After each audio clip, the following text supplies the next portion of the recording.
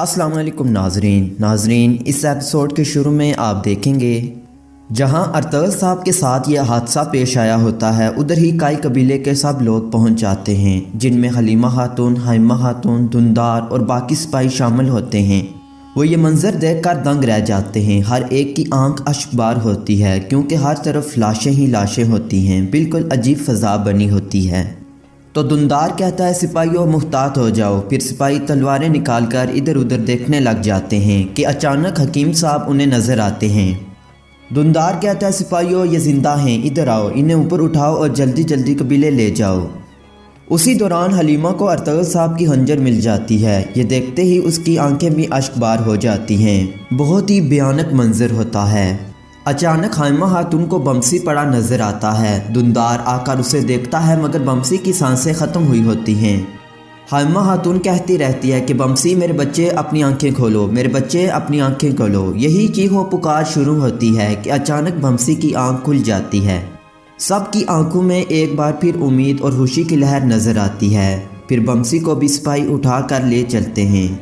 फिर हलीमा सुल्तान कहती है कि अम्मी जान, अर्तगल साहब लापता हैं, वो कहीं नहीं हैं। फिर दुंदार कहता है, सिपाहियों ज़मीन का चप्पा चप्पा छान मारो, हर दरख्त और पत्ते के नीचे देखो, फौरी तौर पर असला खान को पैगाम भेजो, हालनी बाजार जाओ और अमीर सादुद्दीन को इतला दो कि आकर हमारे साथ अर्तगल साहब की तलाश में मदद करें। जाओ सुल्तान मुअज़्ज़म को भी खबर दो। इसके बाद बाकी सिपाही अर्तगल साहब की तलाश में लग जाते हैं। इधर काराचाइसर किले में कमांडर आरस कहता है, मैंने अर्तगल को पंजे में दबोचा तो वो मुझे खुशी पहले कभी नहीं मिली। तो कमांडर लुकास कहता है कि अर्तगल जैसे बड़े दुश्मन को मारने का कारनामा सिर्फ आप जैसा इंसान जो तलवारबाजी में शोहरत रखता हो वो कर सकता है। तो आरस कहता है, अर्तगल की मौत पूरे काई कबीले के लिए इबरत होगी। या तो वो सब अनातोलिया चले जाएंगे या सब मेरी तलवार से अर्तगल की तरह मरेंगे। दर हकीकत जब उन्हें उसकी लाश मिलेगी तो उन पर दहशत तारी हो जाएगी। तो कमांडर लुकास कहता है, जनाब ताहाल अभी तक लाश नहीं मिली, तुर्क अभी भी उसे तलाश कर रहे हैं, हमारे सिपाही खुफिया तौर पर उसके ताक़ब में हैं।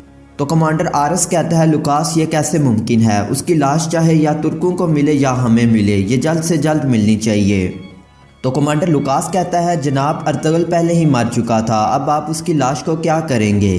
तो कमांडर आरस कहता है कि हमने अर्तगल को मारा है, जो तमाम तुर्कों का हीरो था। मैं चाहता हूं कि वो उसे देखकर समझ जाएं कि उनका मकसद भी मर चुका है, सिर्फ इसी तरह उनकी उम्मीदें ख़त्म होंगी। इधर चौदार कबीले में एक सिपाही जाकर असला खान को सारे वाक़ये के बारे में आगाह कर देता है। असला खान ये सुनते ही बहुत परेशान हो जाती है और कहती है, सिपाहियों घोड़े तैयार करो, हम फ़ौरन रवाना होंगे।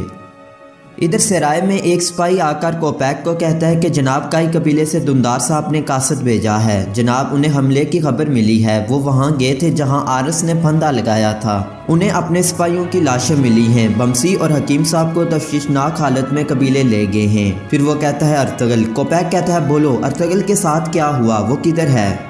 सिपाही कहता है, अर्तगल साहब का अभी तक कोई सुराग नहीं मिला, वो उसे जिंदा या मुर्दा तलाश कर रहे हैं। उन्होंने उसे तलाश करने में आपकी मदद मांगी है। कोपैक ये सुनकर काफ़ी ज़्यादा परेशान होता है क्योंकि ये सारा किया दरा कोपैक का होता है।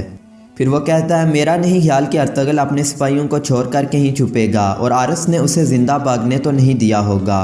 वहाँ अपने आदमी भेजो, उन्हें अर्तगल साहब को तलाश करना होगा। अगर वो मिलता है तो आला, अगर वो ज़िंदा मिले तो तुम जानते हो ना कि क्या करना है। और हाँ, अपने तबीब कबीले भेजो, अगर हकीम साहब और बमसी कुछ जानते हैं तो उन्हें भी वहीं लटका दो। इधर कबीले में हकीम साहब और बमसी को शदीद ज़ख्मी हालत में ले आते हैं। फिर अचानक लोगों पर गम के बादल मंडराने लग जाते हैं। हर तरफ गम की फ़ज़ाएँ रक्स कर रही होती हैं। पूरे कबीले की चीखो पुकार की आवाज़ें आसमान को छू रही होती हैं। और फिर जब हफ्सा की पहली बार बमसी पर नज़र पड़ती है तो रुला देने वाला मंजर होता है। हफ्सा झट से बमसी के साथ लिपट जाती है और कहती है, मेरी जान, तुम्हारे साथ ये किसने किया। बमसी अपनी आंखें खोलो। बहुत ही रुला देने वाला मंजर होता है। किसी को तवक्को नहीं होती कि अचानक ये क्या हो गया। फिर यकदम सिपाही उनको उठाकर शफा वाले हेमे में ले जाते हैं, लेकिन इलाज कौन करे क्योंकि इसहाक भाई शहीद हो गए हैं और हकीम साहब ज़ख्मी हैं। उसी दौरान कोपैक का भेजा हुआ तबीब पहुंच जाता है, अपना तारफ़ करवाता है कि मैं तबीब हूं और सबको बाहर निकाल देता है। मगर हफ्सा के बड़े इसरार पर उसे अपने साथ रख लेता है और दोनों का इलाज शुरू कर देता है। दूसरी तरफ जंगल में तमाम लोग अर्तगल साहब की तलाश में लगे होते हैं, बड़ी शिद्दत से अर्तगल साहब को तलाश कर रहे होते हैं। इधर कबीले में बमसी अपनी आंखें खोल देता है और कहता है भाई मुझे माफ़ कर दें भाई, मैं आपकी हिफाजत ना कर सका। हफ्सा कहती है बमसी कौन थे? वो गद्दार जिन्होंने आपके साथ ये सब कुछ किया। तो बमसी कहता है मैं नहीं जानता, और उनके ख्याल देखता है कि जब आरस अर्तगल साहब को मारने वाला होता है कि एकदम बमसी पहुंच जाता है और उन दोनों का मुकाबला शुरू हो जाता है। बमसी आरस की कमर और पीठ पर 2-4 वार करता है और कहता है कि मैंने डाकू की पीठ पर 2 ज़रब लगाई थी जब वो भाग रहा था। तबीब भी खड़ा बड़े गौर से ये सब कुछ सुन रहा होता है और कहता है अर्तगल साहब को क्या हुआ, वो कहाँ हैं? तो बमसी कहता है भाई ज़ख्मी थे, हमारे 2 सिपाही उनको वहाँ से लेकर गए थे। दूसरी तरफ जंगल में तलाश करते हुए सिपाहियों को 2 शहीद सिपाहियों की लाशें मिल जाती हैं और साथ ही हलीमा सुल्तान और हाइमा खातून भी वहाँ आ जाती हैं। तो हलीमा दिल ही दिल में कहती है ओ मेरे अल्लाह, हमारे शहदा हर तरफ बिखरे पड़े हैं। दूसरी तरफ कबीले में तबीब बार बार बमसी से पूछता है कि अर्तगल साहब कहाँ हैं, जल्दी बताओ ताकि हम उनकी मदद कर सकें। तो बमसी कहता है मैं नहीं जानता। ये कहकर वो बेहोश हो जाता है। तब जाकर तबीब को हौसला मिलता है कि ये कुछ नहीं जानता और हफ्सा को कहता है कि खातून ज़ख्मियों को अब आराम करने दो, उन्हें आराम करने की ज़रूरत है। हफ्सा कहती है कि बमसी से मुझे जो कुछ मालूम हुआ है ये मुझे हलीमा खातून को बताना होगा। फिर तबीब पास खड़े कोपैक के सिपाही को कहता है जाओ अमीर सादुद्दीन कोपैक के पास और जो मैंने तुम्हें बताया उन्हें बता दो। दूसरी तरफ जंगल में असलाहान खातून पहुंच आती है। हाइमा खातून और हलीमा से मिलती है, उनका दुख और दर्द बांटती है और पूछती है ये कैसे हुआ, ये किसने किया, मुझे बताएं। हाइमा खातून कहती है मैं नहीं जानती मेरी बच्ची, मुझे अभी तक मेरा बच्चा नहीं मिला। और साथ ही कोपैक अपने सिपाहियों के साथ वहां पहुंच जाता है ताकि अर्तगल साहब की तलाश में शामिल हो जाऊं। फिर वो कहता है जब तक हम सरदार आला को नहीं ढूंढते यहाँ से कोई नहीं जाएगा। और फिर हाइमा खातून से कहता है जैसे ही मुझे इस वाक़ये का पता चला मैं फ़ौरन चला आया। आपके ज़ख्मियों की देखभाल के लिए मैंने आपके कबीले एक तबीब भेजा है। मुझसे जो कुछ हुआ मैं करूँगा। अपने सरदार आला को इस तरह ज़ाया नहीं होने देंगे, उन्हें तलाश करना मुझ पर वाजिब है। दुंदार एक साइड पर होकर रो रहा होता है। उसी दौरान एक सिपाही आकर कहता है दुंदार भाई हमें अर्तगल साहब की ज़र्रा का होल मिला है मगर अर्तगल साहब कहीं नहीं मिले। इधर काराचाइसर किले में कमांडर कहता है आज एक शानदार जश्न का इंतज़ाम होना चाहिए।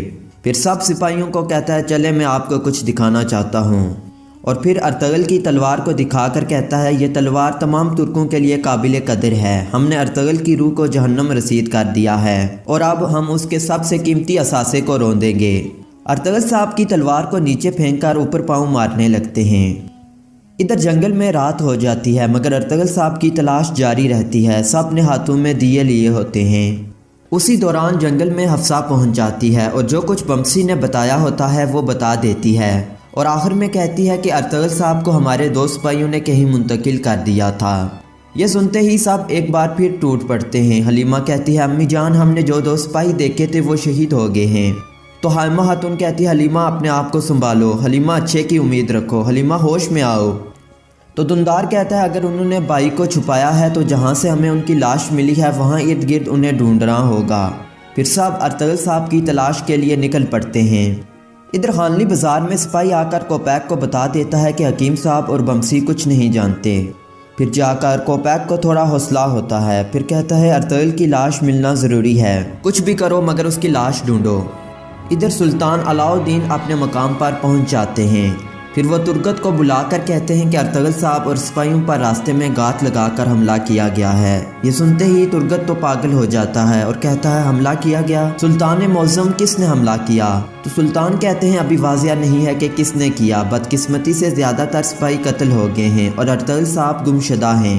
अपने 7 सिपाहियों को लो और सीधा कबीले जाओ और मामले की तहकीकात करो, पता करो ये किसने किया है। इधर जंगल में ढूंढते ढूंढते सुबह हो जाती है और आखिरकार उनको एक जली सड़ी लाश मिल जाती है। सब देखकर दंग रह जाते हैं। हाइमा खातून कहती है ये मेरा बेटा नहीं, ये नहीं हो सकता। मगर जब उसकी लाश से अंगूठी निकालते हैं तो वो अंगूठी अर्तगल साहब की होती है। जैसे ही सब वो अंगूठी देखते हैं तो उनकी चीखें निकल जाती हैं। ये देखते ही सब घुटनों के बाल गिर जाते हैं। हाइमा खातून, हलीमा और असलाहान की चीखें सुनकर हर सिपाही की आंख अश्कबार हो जाती है। हलीमा कहती है हमारे अनमोल को जला दिया, अम्मी जान जला दिया, वो ये कैसे कर सकते हैं। इधर किला कराचाइसर में सिपाही जाकर कमांडर आरस को कहता है कि अर्तुगरुल साहब की लाश मिल गई है। कईयों ने खुद उनकी तस्दीक की है। तो कमांडर आरस कहता है जश्न की तैयारी करो, यह जश्न 3 दिन तक चलेगा। इधर सराय में कोपैक परेशान खड़ा होता है। सिपाही आकर कहता है कि अर्तुगरुल साहब की लाश मिल गई है। कोपैक की खुशी का कोई ठिकाना नहीं होता। वो कहता है ऐ अल्लाह तेरा शुक्र है, या अल्लाह तेरा शुक्र। फिर वो कहता है ये गवर्नर किस किस्म का कातिल है, उसने उसे मार कर भी जला दिया। अब हमारा सबसे पहला काम अर्तुगरुल के जनाजे में शिरकत करना है और फिर हम असल काम की तरफ बढ़ेंगे। नाजरीन, यहाँ पर यह एपिसोड ख़त्म हो जाती है। अगर आपको हमारी वीडियो अच्छी लगी तो वीडियो को लाइक कर दें, चैनल को सब्सक्राइब और कमेंट बॉक्स में अपनी राय ज़रूर